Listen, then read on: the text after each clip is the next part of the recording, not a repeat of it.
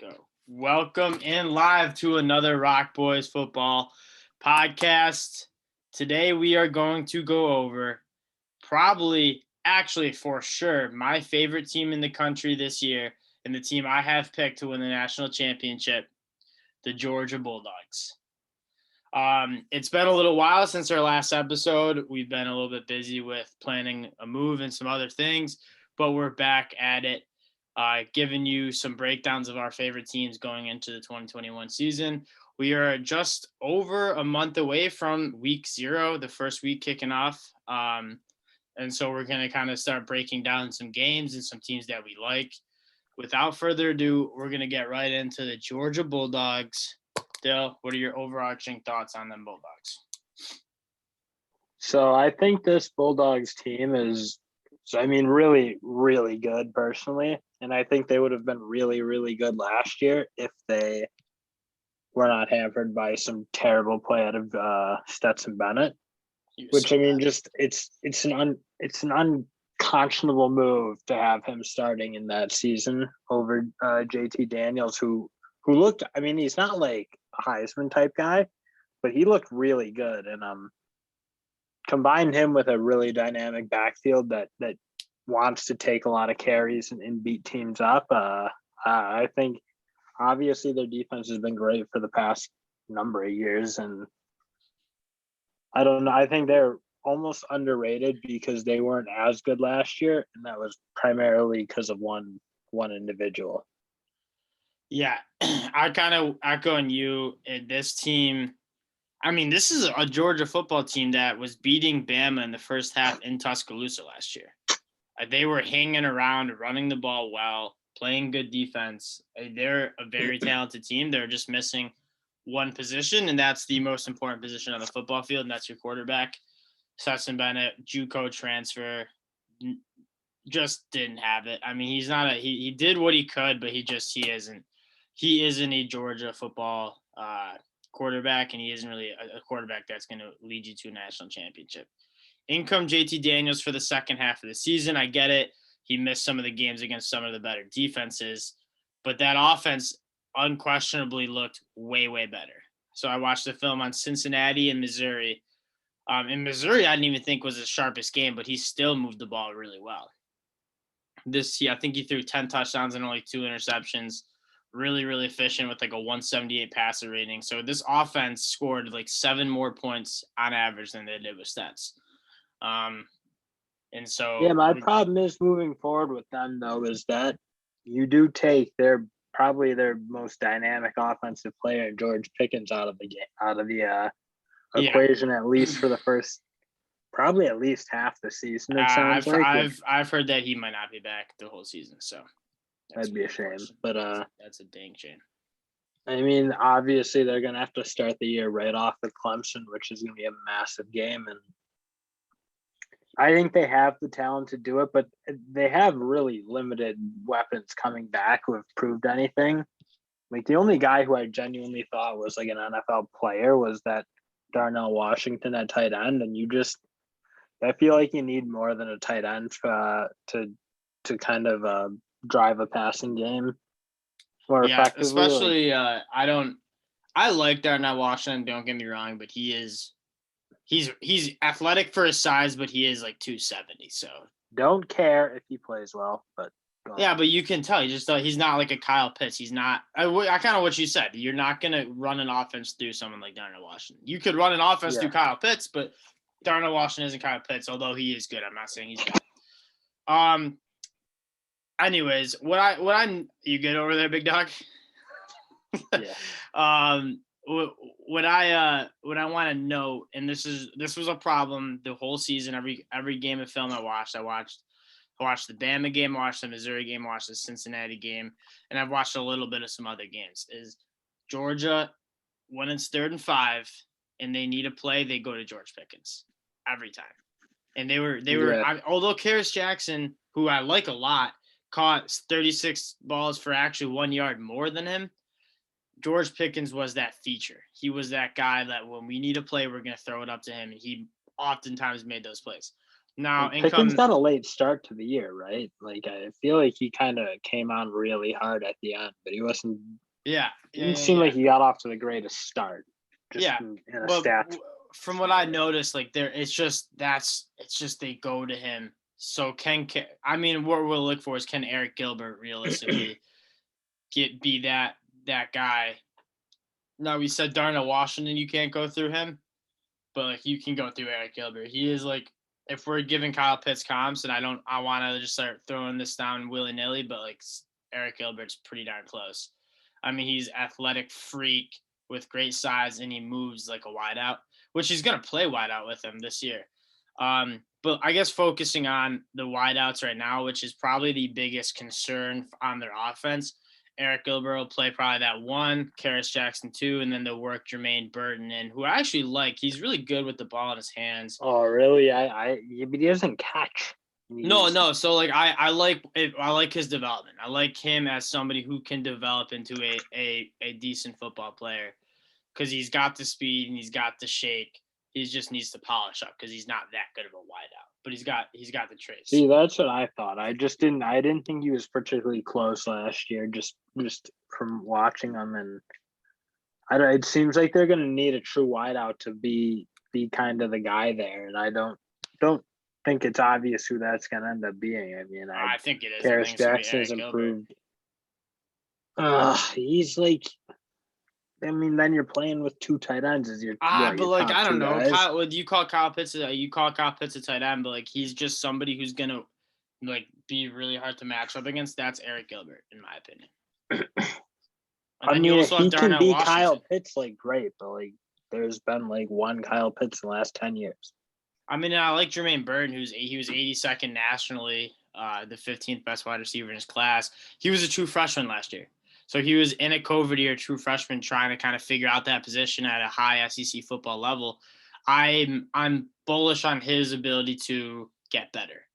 Wideout to me though is not as much of a development position. I feel like most of the good ones come in and play well, especially if you're a highly recruited kid. So I mean, like I agree and disagree.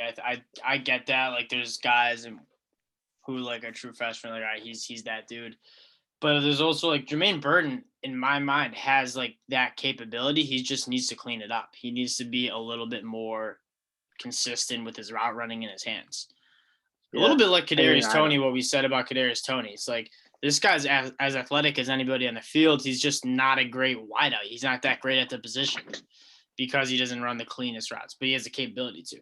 So that's kind of if we're looking at that offense and we're worrying about something, it's going to be the pass catcher position. Bringing in Eric Gilbert's huge, and with some development out of guys like Karis Jackson and Jermaine Burton, I'm not too worried about it. Let's move on to running back, which is probably the best backfield in the country when it comes to just straight up depth. Zamir White is a top 5 back in my rankings. James Cook, probably in the top 10, top 15. And then you got 2 younger guys in McIntosh and Milton, who are also really good football players. See, to me, those other 2 I don't know. I mean, they're solid, but they don't factor in this year just because the other 2 right now are so good. And I don't see any room for those 2 to get the ball, nor did I see the ability for them to step in and like command reps. I didn't think they were particularly close to the level that Zamir and James are playing at. So but I love that running back room. I just don't think it's going to be a 4-headed monster. Just I don't even think that's good for teams. Like who? Yeah, no, I agree. Kind of some rhythm.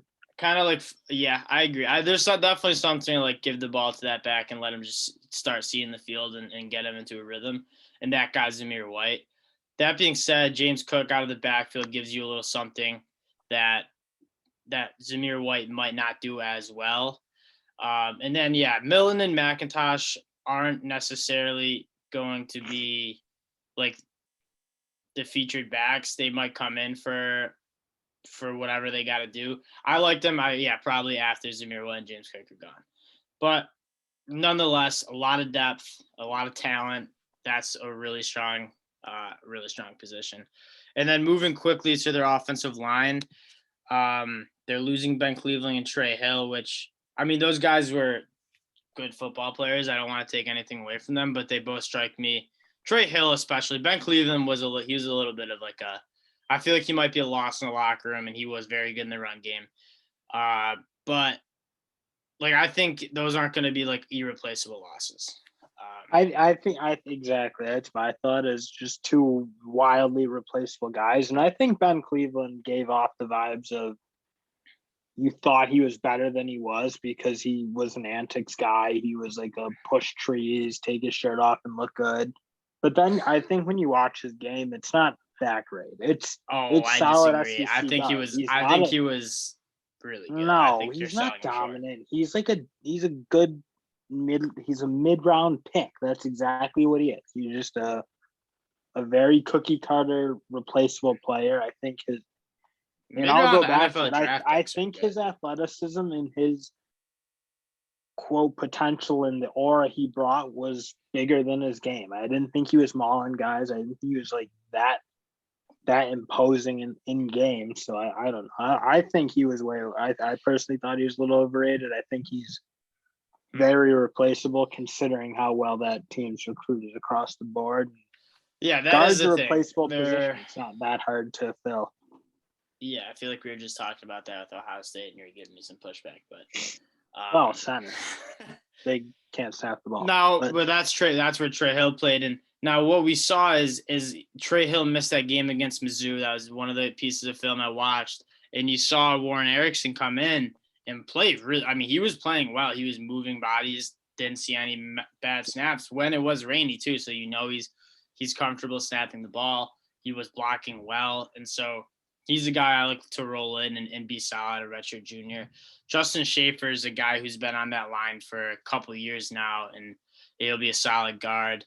I'm really excited to see Jameer Slayer back. Salier back. I think that's how you say his name. He's got a lot of talent, and I just want to see him kind of put it together, whether he goes out to tackle or not. But yeah, I think what Dill said, they've recruited really well. And then also keep an eye on that Amarius Mims, who I believe was a top 10 recruit in the country. He's going to be a true freshman this year. Number 7th overall. Dude's 6'7", 315. So he's got the body to step in right away. Yeah. You don't really see many guys come in. If he can move his body well for a 6'7" guy, like you might see him play football. And the Dogs will play young kids because they had Thomas and Isaiah Wilson, I think, starting. Yeah, very early in their careers as two really solid high school kids. So yeah, a lot of times with those linemen, it's like, they might need to take. I think we saw that maybe a little with Zach Sinner for Michigan, where many of you guys who are listening might not know this, but he just wasn't like a grown man yet, and I think that happens with a lot of 18-year-olds. In my experience in the weight room and seeing that, is like these 18-year-olds aren't really grown men, and they're going up against like a redshirt senior who's 315. Like that's just you got to get him in the gym, get his body right. This kid looks like he has a body that's right now. So we might see him in the fall. We'll see. A name to monitor. Overall, on the offensive side of the ball, I think that offensive line will be solid. I don't think it's going to be anything. Well, I do think it's going to be above average. They recruited really well at those positions.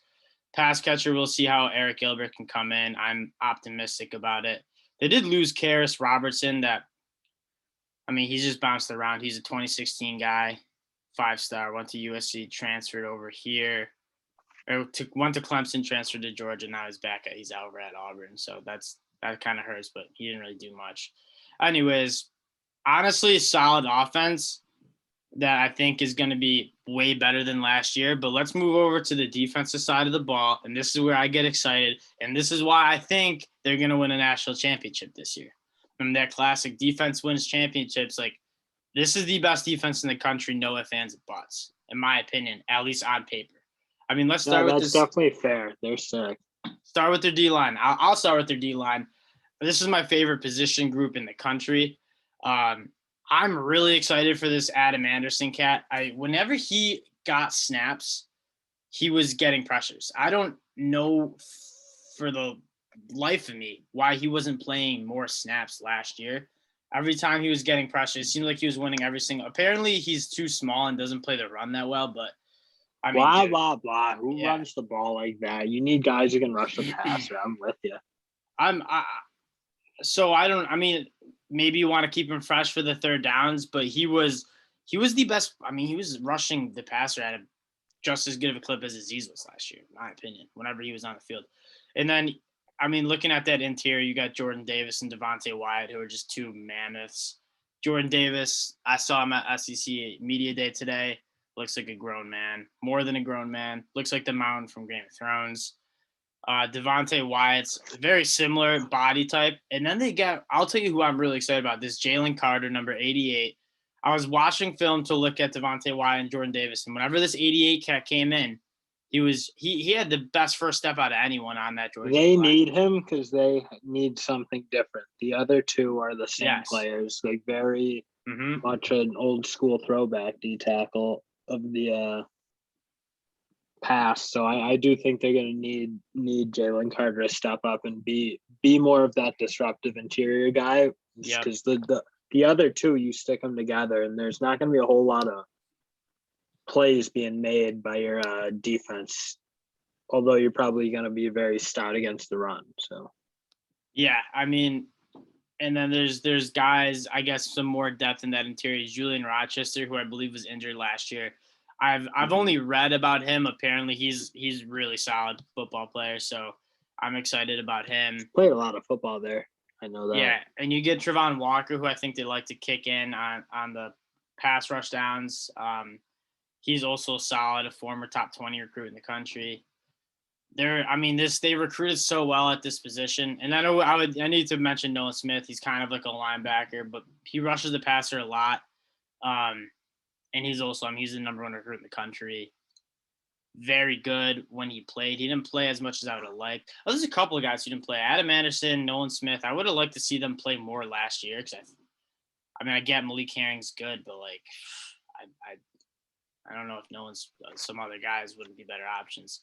Yeah, I think Malik Herring's he's in that weird spot where he's not at all a pro prospect, but he's a super good college player. So I don't know. You're right, though. Nolan Smith, guys like him definitely have far more potential to be really dominant, not just like a solid leader, locker room guy kind of that I perceived him to be last year. I'm looking at the depth chart, just trying to know any. I think those are guys, but we just named a solid 6-7 guys who are all very, very good players and overall that depth. And we talk about it a lot. You need to have depth at these positions where the big dogs play because they can't play every single play. You need to be able to rotate and get fresh legs. And Jordan Davis, as much as you want to see him on the field every snap, that's a big dude and he can't play 100% of the snaps. So you come in and bring in Jalen Carter, a fresh Jalen Carter against a tired guard, that's easy money for that dude. So I love the D-line. They're going to be getting pressure all day. I think they led the country in QB hurries last year. I was looking at some stats. Adam Anderson had 20 QB hurries. And dude only had 100 snaps. It was unbelievable how efficient he was. Anyways, let's move on to linebacker and talk about one of my favorite and in my mind most underrated players in the country, in Nakobe Dean. This dude, he was way better than Monte Rice last year. It wasn't even close. When we were looking at Monte Rice for some draft stuff, it's who's this number 17 cat? Because he's just flying around. Nobody blitzes better than Nakobe Dean. That dude's like a bullet shot out of a rifle coming in and blitzes. Can go sideline to sideline. Pretty much anything you look. He was a pick for my first team. I think he'll be a first team All-American. I think this dude's that good. He was another 5-star recruit, has the talent, and then I think he just has those instincts. And to give him another year to develop that, I'm really excited for that cat. And then Quay Walker is going to be his running mate, if you will, at the linebacker position. I want to talk to you about him. Is he proven much? I feel like I don't remember him playing a whole lot last year. He didn't play. He didn't play a whole lot just because Nakobe Dean and Monte Rice. He was good. He was solid when he played. Let me pull up his recruiting. I think he's a very high recruit. Most of these guys were. Can he do is he going to be that guy who's going to be calling the defense and lining it up at all? Or I would guess he isn't 2 years. He's older, so he could be that guy. But I would guess that'd be Nakobe Dean just because I mean, that's a good question. We'll have to ask. The only Chris reason I Sark. think it is because why wouldn't have Nakobe Dean been like the guy last year? He was like by far the best middle linebacker on Well, the I team. think. Well, Not yeah, even but close with Monty Rice. he was kind of an emerging star. Monte Rice was like he was the All-American coming back for another year, and then Kobe Dean was like the new guy. I get that. It just seems so obvious that like Nakobe Dean should have been playing every snap. There's no question about it. Yeah, but I think he was a guy who kind of came out of nowhere. You know, not nowhere because he was a really good recruit, but it's like Monte Rice was the guy going into that season. Like we're doing this video a year ago, we're talking about Monte Rice. Now we're talking about I Dean agree. 'cause he's I think when you get that situation where it's not even particularly close, Monty Rice really had a bad year last year, in my opinion. Yeah, he did. I don't know if there's something with Quay like, Walker. they want a guy. Sorry, go ahead. No, they just want a guy who's more like in a sense solid or is more into the running the defense and getting it set than kind of like Josh Ross at Michigan. That's kind of how I see it. Yeah, I don't know. We'll have to see it. I'm guessing it comes down to like how comfortable is Nakobe Dean calling plays for the defense and doing that versus Quay Walker, who's been in the system for I think 2 more years. But anyways, yeah. Quay Walker himself is a 31 in the country, second best linebacker coming out of high school in his year. Like he's a dude too. Like almost all of these guys. God, I'm looking at. I mean, this is Georgia's year just because like all these guys: Adam Anderson, Quay Walker, Nakobe Dean, James Cook, Zamir White. Like all these guys are like this is their best. Those like 2018, 2019. Those recruiting classes like that. Like this is their year, man. Like these guys are seniors and juniors. It's their year to be dogs. Yeah, we'll see. It is. So. Anyways, let's get back to that last position group in the secondary, which I think has the biggest question marks with the departure of LeCount Jr., Eric Stokes, and Tyson Campbell. 3 really, really good football players to that team. Yeah, but what'll help them is they're rolling in back their best safety. I think Lewis Kine was much more sick. I love dominant Lewis Kine. and imposing player. Like he crushed dudes. That was cool. And yeah, he was just the more solid safety I thought last year. I wish I saw. I mean, Lewis Kine was. Don't get me wrong. He was just an absolute animal. Oh, I think he was second in the team in tackles. Yeah, he had 50. He's a very good tackle safety for sure. He had 3 pass defended too. So like, I mean, he's a good safety who can play the ball. Didn't have any interceptions, which is okay.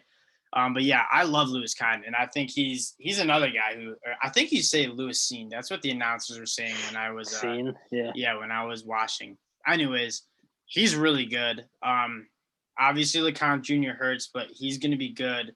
And then you get your cornerbacks who, I mean, Darian Kendrick, in my opinion, was one of the more impactful. Georgia had probably the top. Biggest transfer by far because of what it does for that Georgia team and just. If he puts it together and gets out of top 15 picks. Way, he's top 15 picks. He's super talented. So. And again, it's the biggest transfer in my mind because this was such a big position of need for them, losing their 2 starters from last year. And then losing 2 like productive, like not just really losing good, average guys. You're losing 2 one's a first rounder, and second the Tyson Campbell went first pick of the second round. So basically 2 so hard to replace that too. Yeah. But I also Kaylee Ringo, he was the 4th best recruit in the country in 2020. He was a true freshman last year. Didn't really see the field much. Is he going to start at the other side? Like I don't. So Tyke Smith from West Virginia, he's more of like that nickel corner, but he's not going to play out on the outside, I don't think.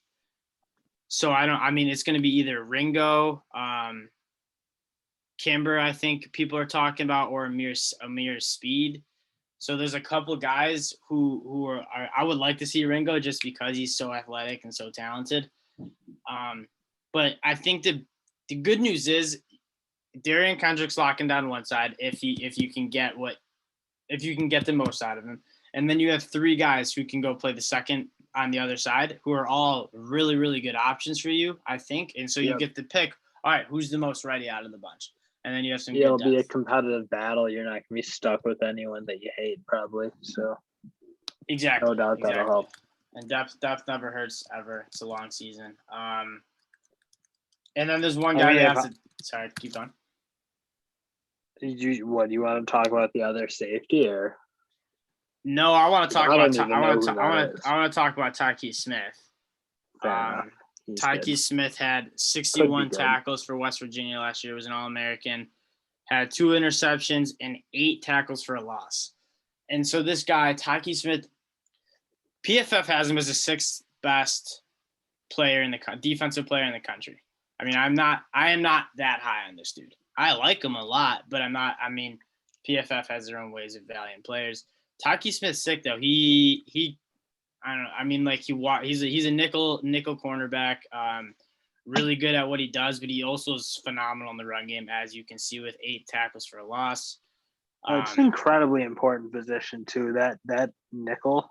Yeah, because I think we were moving from like a hybrid linebacker who you quote like can play coverage to a cover guy who can tackle, which I think is the direction. And I agree that makes the most sense. Yep. Because like you got Jeremiah Owusu-Koramoah, he's maybe right in the middle, but I think he's closer to a linebacker than he is to a safety. Yeah. And I think that new breed is the got like more of a converted safety into that nickel spot, which I don't know. I feel like that's a super important position. I think I mean, just in my experience, teams like the Buffalo Bills, I thought in the NFL were able to throw a nickel in and be really effective playing 2 linebackers in the nickel. And I don't know. I feel like it's a super important role that is transitioning much more from a play the run style to you're going to be a cover guy and you're just going to figure out how to play the run. Especially when you're playing teams like Alabama who have 3-4 guys who can really hurt you. You don't want a linebacker covering Jalen Waddle in the slot, or like having to deal with Jalen Waddle in the slot, or you don't want to have to. Because that's what Ohio State got caught. They were playing 3 linebackers, and here and there you see Tough Borland. Very good trying point. to chase down Devontae Smith. He's like 5 yards behind them, and just not close. It's not close. You got to have a third. Your third linebacker pretty much has to be a corner level player. And now the thing is with Tyke Smith is he's a very good nickel cornerback who covers, but he also can tackle with the best of them. He had 50 tackles in 2019, 61 tackles in 2020, and 8 tackles for a loss. As I said, dude's almost 200 pounds, a little over 200 pounds, and he can tackle, but he also can play coverage. And so he's like kind of he's not going to be on the outside, but he's going to be a very, very valuable asset for this Georgia defense. Yeah, no, that's super important position, I think. And then okay, just looking at go, sorry. No, I was just gonna finishing out what I think about Georgia is this is probably the most important year for Kirby Smart. And I personally don't think he's done nearly the job in season that you maybe want from him. Like the way he's been able to recruit and build teams is obviously like super talented teams, putting kids in the draft every year at high spots. Having said that, I don't know. It seems like they're not playing their best in big games. I think this seems though kind of their year. Like I don't think Bama is going to be as strong as they have been. I think they can beat Clemson in week 1. Clemson's going to be their biggest test. I think Clemson's the second. I mean, if Georgia's 1 and Bama might be 2, I think Clemson's 3 or OU's 3. But I mean, Clemson's right up there. There's essentially like 4 or 5 teams that are all like, I don't think it's as separated as it was the last 2 years with LSU and Alabama. I mean, there's 4 or 5 teams that can all bang with each other. Georgia and Clemson are one of those teams. We're going to see what those teams are at come September 4th. The interesting part that I want to note is, and we're going to do a full-on Clemson Georgia breakdown and talk about like how these teams match up against each other. That's just going to be later on as the game gets a little closer. One thing I want to note for the Bulldogs is if they drop that game to Clemson, they can. I mean, in my opinion, they're favored to run the table the rest of the way. if they lose that game and win the SEC, it's not debatable there. Yeah, they're in. Unless something But they'll have to crazy beat Bama. happens. They'll have to beat Bama, I think, unless Texas A&M can push them. But their next hardest game is Florida on the road, which is not a pushover game, but I think they beat Florida. Yeah, and then there's they have an easy SEC schedule in the regular season exactly. because no Bama, no Texas A&M. So Yeah, their hard games are dodging Auburn the and Florida, starts. both on the road. But Well, Florida, like they'll play every year, of course, and that's at a neutral site, right? That's always that big rivalry in Jacksonville. It's gonna be in Gainesville, I believe. Let me look. Be a downer. But yeah, I thought they always did that massive tailgate or whatever. Oh, I could be wrong on that. World's biggest tailgate or something. But, regardless, I think Florida. I mean, they could play it in Japan, in Tokyo. I don't think Florida stands with Georgia this year. I'm with you. I think that.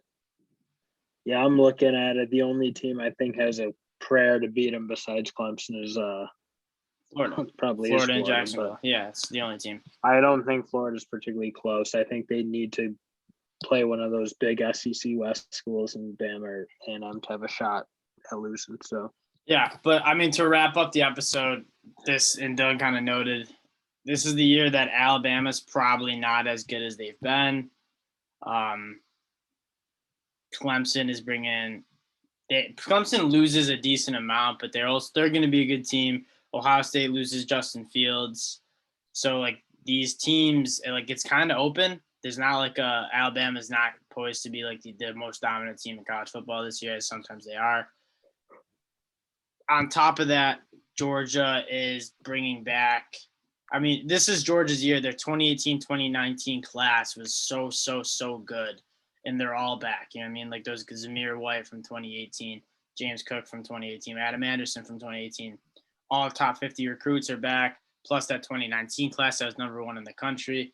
Like, this is their year. These guys are going to be juniors and seniors. Most of them are back. This is their year to make it happen. And come September 4th, we're going to get a good feel for what this Georgia team is. Yeah, no, you're going to know what they are right out of the gate. I can't wait. This is one of the better opening games we've seen in a really long time because I think Clemson and Georgia realistically are the top. It's the best maybe since that Florida State Alabama, but Alabama just rolled. They've played a couple of good games, but they've been rolling people. I don't see Georgia getting rolled by Clemson. I think Clemson could get rolled by Georgia. I think so too, because Clemson very possibly might not be physically really able to play with them, especially that offensive line. Clemson offense versus Georgia defense. Like I think they'll be okay because obviously they do their thing recruiting too. But we saw that offensive line, but that's for another episode. We'll get into that more. Long story short, I mean, big year for Kirby. I think this is like if he doesn't go one loss and getting into the playoff, I think it's going to be a big indictment on his. I mean, indictment, yeah. He's not going to get fired. It is because he hasn't. No, he's not going to get fired, but it's going to make me think like, okay, this guy's not Dabo, this guy's not Jim Saban, and this guy's not. That's fair. Because it's such a good team, and I don't know. Some of the things he's done in the past make me question everything, like not playing Justin Fields behind Jake Fromm, because those are teams that could have won titles, I think, if they had Fromm playing at a higher level. Last year, if you have Justin Fields playing for that Georgia team last year, they're a national title. Yeah, it's easy win. So I don't know. I just think there's been some weird personnel decisions. And yep. Big year for him. Big year for him to prove that he belongs in that. I think he knows it. Yeah. Not just the great coach category, but the elite. Mm-hmm. All right, Bulldog fans. Let us know what you guys think about this upcoming season. Me and Dill try our best to watch 3 or 4 games before we jump on and give you our takes, but we know that some of you guys watched every single game multiple times. So let us know what you think. We're always open to learning and discussion. But you won't find 2 bigger Bulldog fans coming into 2021 than us. We're gonna make some money. We're gonna make some money off that team. Let's get it. We'll talk to you guys later this week with another team breakdown. Peace.